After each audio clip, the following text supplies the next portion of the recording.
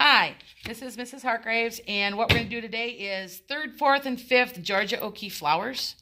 And what we're going to do is we're concentrating on the use of space, which means not putting it in the middle, but one of the rules of composition is to use your whole space.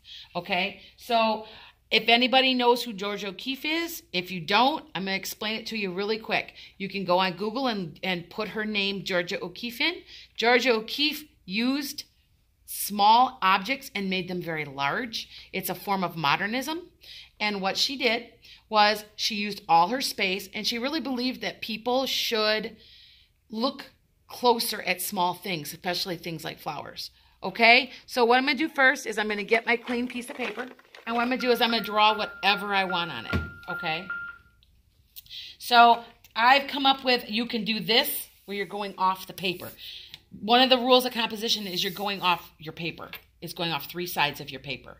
Okay? So I might want to do something like this. Okay? Now you notice I have movement. I didn't make them just basic. Now if I were to do it this way, it'd be not as exciting. It's not as nice as if I have movement. And see, this is called movement. Okay, so what we're doing is after that, we're going to start coloring it. Now, I'm using some real hard pastels. These are for 3rd, 4th, and 5th. Okay, so these are just plain old Crayolas. I'm going to use those to color this. I could also use something now, if it's a little more advanced kid, I use, me personally, I use Sennelier, which are real soft, real fine quality, and I mix them together a little bit. And what you're going to do is you start coloring, and you're just going to blend it. Okay, so as you're coloring, color real nice and hard, and you can blend it to one other color. Be careful, you don't want to make a brown, so you use all colors in the same color family, which means it's all on the same side of the wheel. So if this is pink, I would not want to use any type of color that would make a brown, which would be green, because it's opposite on red and green are opposite on the color wheels. Okay. If I want my brown here, I can make it. I can also draw it. Okay, so what you're going to end up is you're going to get started getting something like this, okay?